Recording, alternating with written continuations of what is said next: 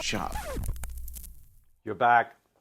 It's time for another episode of What's in the Shop. And I think this is the big year-end edition. We're going to try to cram as much as we can into about 30 minutes, I hope, more or less, because this is a biggie with two very important albums that came out in the mid-'70s.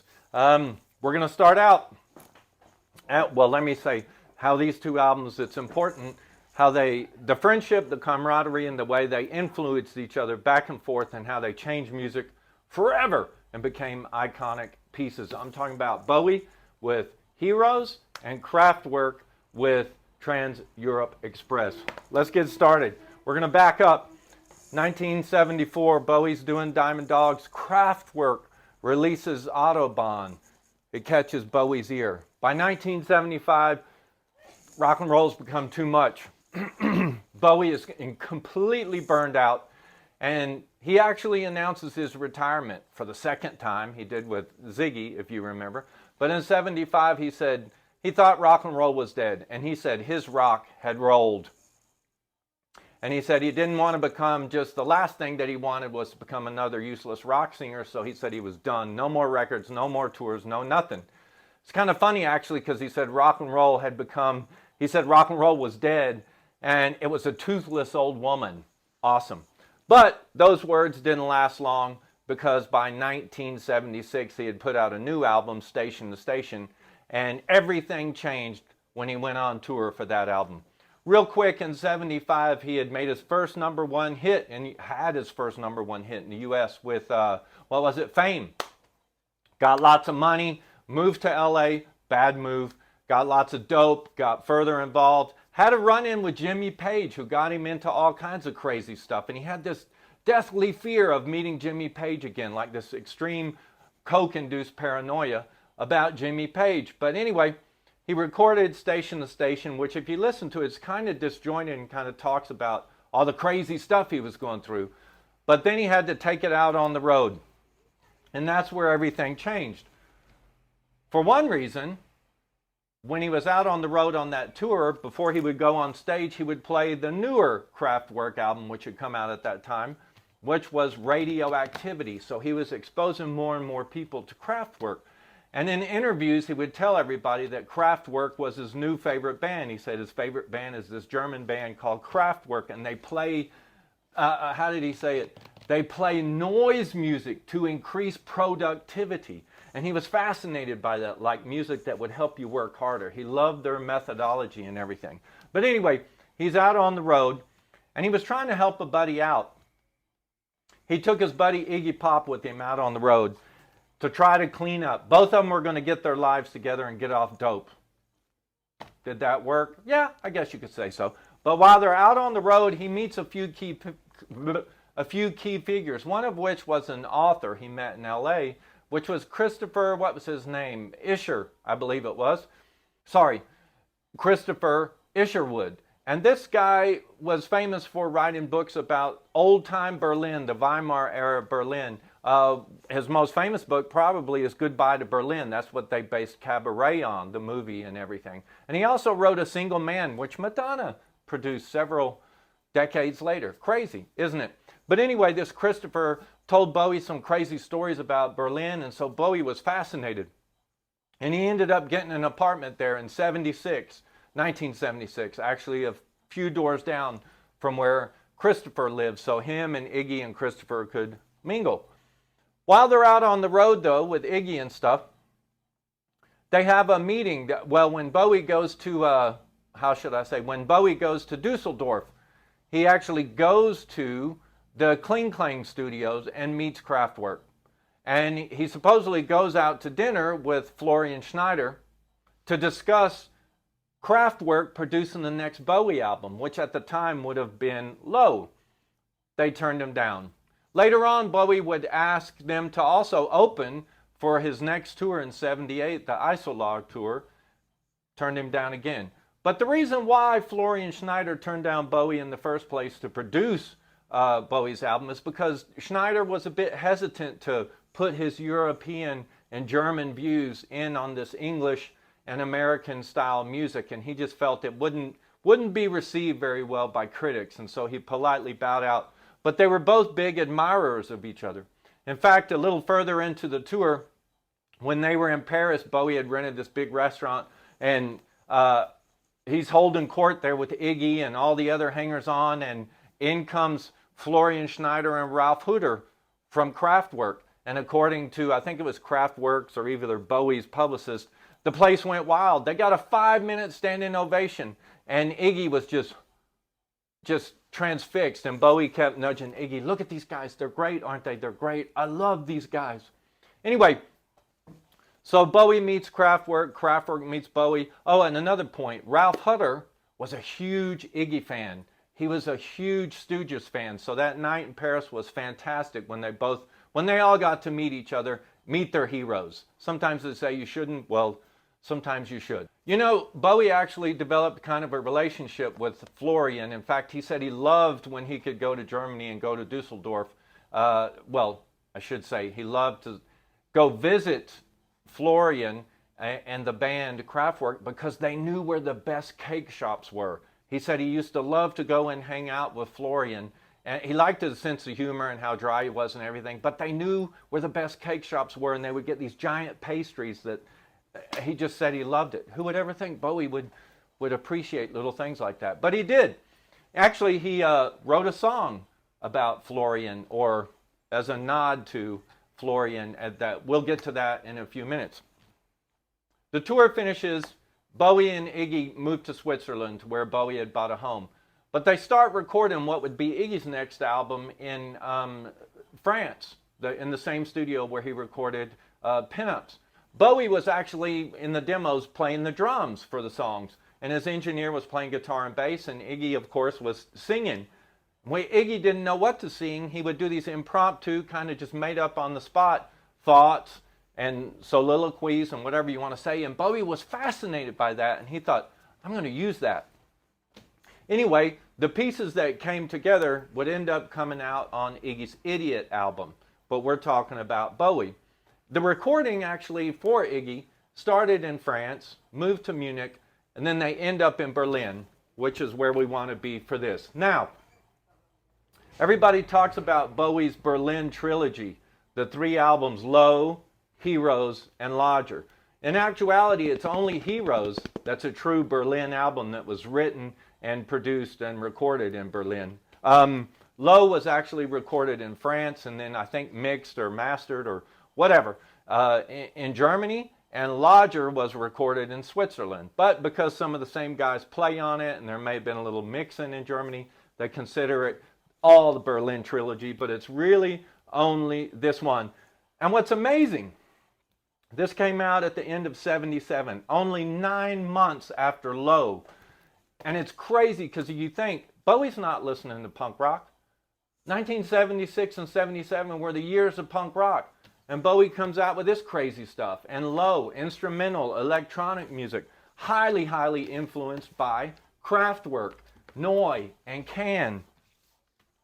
In fact, when Bowie was running an ad campaign for this, they actually used the slogan, there's old wave, there's new wave, and there's David Bowie.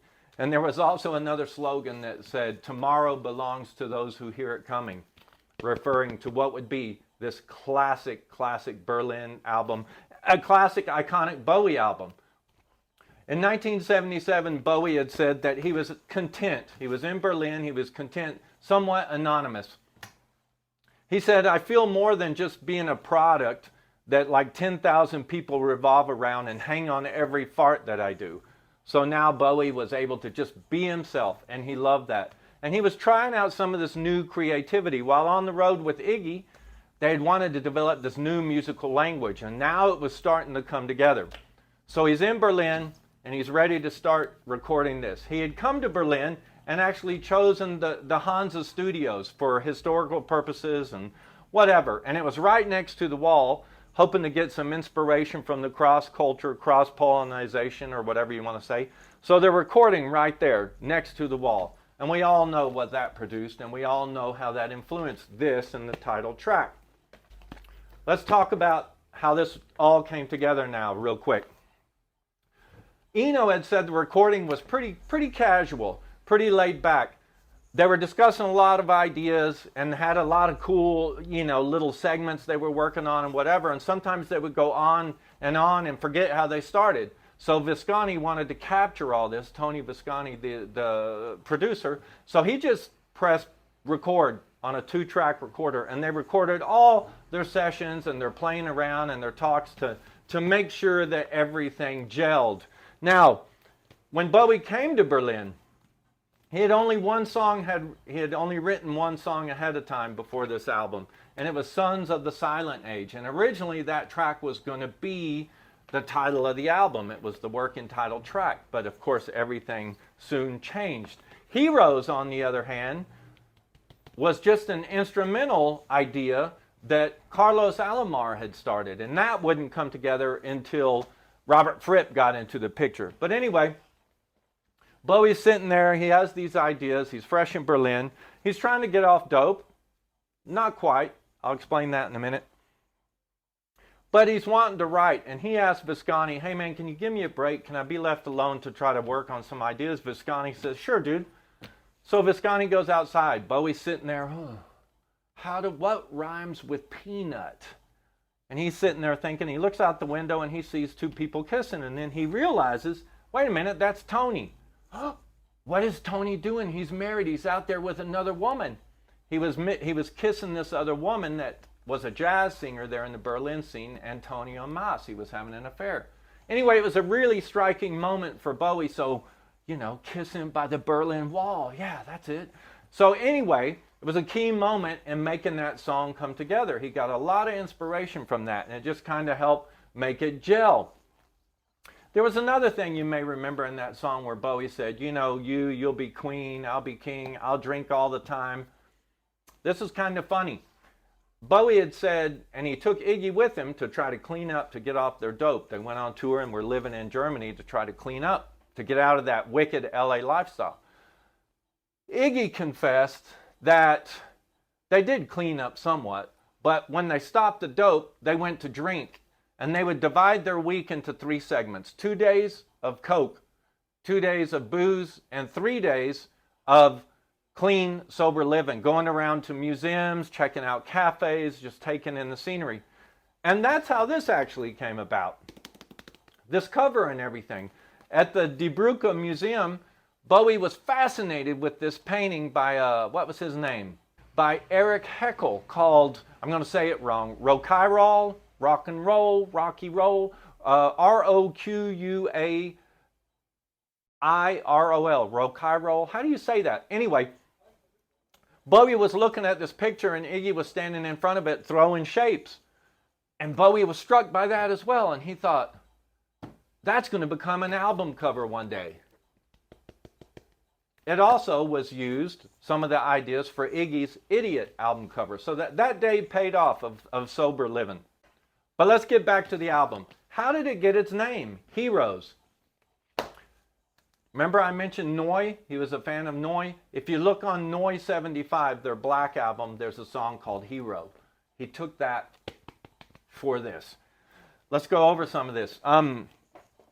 Actually, Bowie wanted Michael Rother, or Rother, however you say it, if you're German or not, to come play guitar on this album, but he couldn't do it. So Visconti said, hey, why don't we call up Robert Fripp, who at the time was retired from King Crimson, living in New York City. 1977, summer of 77, they call up and say, hey, Fripp, why don't you come play some quote, unquote, gnarly rock and roll guitar on David Bowie's album? Fripp said, yeah, man, when do you need me? He said, now. There's a first-class ticket waiting for you. Pick it up on Lufthansa. Let's go. Fripp grabbed a suitcase, guitar in hand, took off. Everything Fripp did for this album, 3 days, guys. 3 days. Beauty and the Beast, 1 take he did, he said. Beauty and the Beast, actually, well, we'll talk about that in a minute. Heroes, the track, though. He gets there and never heard of it. He was told to plug in. And he actually did. He plugged into Eno's little bitty synth that he had, one of his little toys, and made Heroes what it is. Bowie had made the work, but that super instantly identifiable guitar, that sound, that drone, whatever you want to say, that riff that goes through the whole song and makes it just the best song that Bowie ever did, basically, was all Fripp. and he had only just gotten there to the studio. Anyway, it wasn't an EBow, by the way. It was just weird feedback loop that he was doing. Fripp just laid it down. And of course, with Eno, Visconti, and Bowie in the studio, they were blown away. When they're in the listening, at the desk, listening to this, they're like, oh my gosh. When they finished, heard the complete take, the playback, so to speak, they were blown away. Visconti said he knew when they were recording this album, it was going to be a classic, and he was really fond of the title track, Heroes, as a matter of fact. So anyway, that's how that track came together and became this super iconic track. Everybody knows Bowie is Heroes because of that song. Real quick, let's talk about some of these songs. Beauty and the Beast, first song on the album, Bowie actually wrote about when, well, it's kind of his reflection back on his them old cocaine days back in LA. Joe the Lion, I forgot. I thought that was based on a playwright, I think. I can't remember. Heroes, well, you hear that. It's kind of based on some of Bowie's fantasy, but watching Tony Visconti, it gave him a lot of ideas. Looking out at the wall. Actually, Robert Fripp said it was scary being in Berlin because when you would look out of the studio window, there was a machine gunner right there in East Germany. He said if that machine gunner didn't like Bowie's music, we would have been dead a long time ago.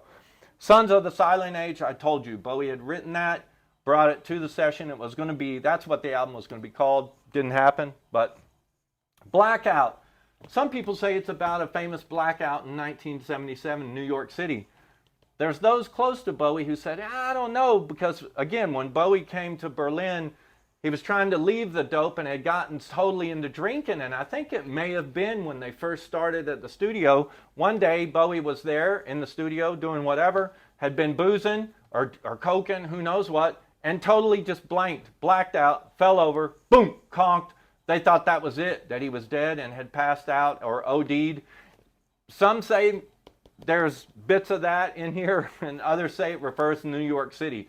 Probably sounds better to talk about an electrical blackout than your own drug hell that caused a little bit of disruption in your recording process. V2 Schneider, that is a song that Bowie wrote as a nod to his buddy Florian Schneider in Kraftwerk. And you'll hear about Kraftwerk's payback here in a minute. Sense of Doubt is an instrumental. Moss Garden side 2 is all instrumental.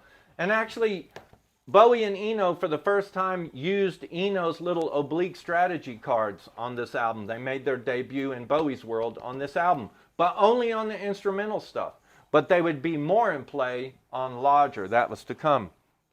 Well, Neukölln is about an area of Berlin there. And The Secret Life of Arabia. What's really weird, some say that started this adventuristic phase for Bowie. And it's weird, this album ends with Secret Life of Arabia. The very next album starts with Fantastic Voyage and then African Night Flight and all these exotic themes. And so anyway, is there something there? I don't know. The cover, iconic cover. Oh, I forgot to mention, remember Die the museum and whatever? Bowie references that the next time this cover is used on the Next Day album, on that track, Where Are We Now? So that's kind of cool. This actually was shot, I told you everything changed on the Station to Station tour. This was shot when they were in Japan by, oh, give me a second. What's that guy's name? Tsukita, Mayoshi Tsukita, I think. Sorry, yes, Masayoshi Tsukita did this. He shot actually in the same session, Bowie and Iggy. This obviously would come out a year later. Well, they shot it in '76, came out in the use of this album, again, inspired by Haeckel's painting, that Raraquai or whatever. The pictures that Tsukita took at the same time of Iggy wouldn't come out again. They're not on The Idiot or Lust for Life, but they come out on Iggy's 1981 album, Party, just for those keeping track on all that. Interesting thing, Heroes, classic Bowie song. Bowie did that in 3 languages, English, French, and German. I happen to have the French copy here, which is really cool. NME didn't like that as a single and said that it actually wasn't very good. In fact, the guy who wrote of the single said, well, he had a pretty good run, this guy who couldn't sing. He had a good run for the money. But I think his time has come and gone, and this just sounds weary. Can you believe it? This sounds weary. Well, some of it does, kind of, actually. Then again, maybe that ponderous, heavy riff will be absorbed on the radio, and the monotonous feel may be just hypnotic enough to drag people into buying it. I hope not. Can you believe it? That's what that dude said. However, for the album, NME would go on, as well as the Melody Maker, to put it as Album of the Year. It's pretty funny what Cream Magazine said. Cream Magazine says Heroes does not rock. Wow. And there was another rock and roll magazine in the 70s, some of you may remember, from the United States, called Hit Parader. Well, the review for Heroes from that is interesting because the reviewer was none other than Patti Smith. Can you believe it? Patti Smith. She said this was a cryptic product of a high order of intelligence. But what's really cool, she said, his new work is not immediately accessible. But then again, neither was Exile on Main Street, she said. Good point. And this is a great album just like that was. So yes, a mixed bag of reviews. Bowie didn't actually tour behind this right away, but had to do some TV promotion instead. And one of the things he did was go to the Bing Crosby show, and that's where the famous footage comes for Little Drummer Boy. He also went to his old buddy Mark Bolan in his show called Simply Mark. He did perform the title track, Heroes. And then I think right afterwards something happened and Bolan fell off the stage. And well, sadly, that was the last time Bolan would ever be filmed. That was his last appearance on TV or whatever, because he died shortly thereafter. So tragic ending to that. Makes up this fantastic album, Heroes. Now, let's continue on to this album, Kraftwerk, Trans-Europe Express. Bowie's buddies with Florian, Florian's buddies with Bowie's, mutual admiration going on. This album here, Trans-Europe Express, also came out in 1977. Changed the face of American dance music, as one critic said. Someone else said this was a sonic poem to Europe. Sorry, I can't speak. And what really summed this up was a simple little review that said, this is the album that started modern electronic music. That's pretty much right on. Fantastic. You cannot deny its importance. In fact, this album had more accolades and critical raves about it than this did. Oh, but they're both very important and intertwined. A little secret about this record, when Joy Division played live after this record was released, Ian Curtis insisted they play this before the band went on. Just like Bowie would have Kraftwerk's Radioactivity on before he went on, Joy Division would have Kraftwerk on before they went on. Now, this album, how did this come about? About trains. Well, it's interesting. It was partly inspired by David's Station to Station. In fact, they mention that in the title track of how they met David Bowie and went station to station. And I wonder, could that have been from that fantastic soiree they had in Paris where they met each other and everything? But could be. But they name-checked Bowie and Iggy. And, well, it's a great payback. And, of course, Bowie had name-checked Florian in the V2 Schneider. But actually, this was inspired partially by David Bowie and then partially by a French rock critic named Paul Alessandri, who said, you guys actually play electronic blues. You should go back and play some of that. And you know what was really big in the blues era? Trains. You should sing about trains. And then one thing led to another, and they talked about the Trans-Europe Express, which was a first-class rail network that ran through Germany and Western Europe.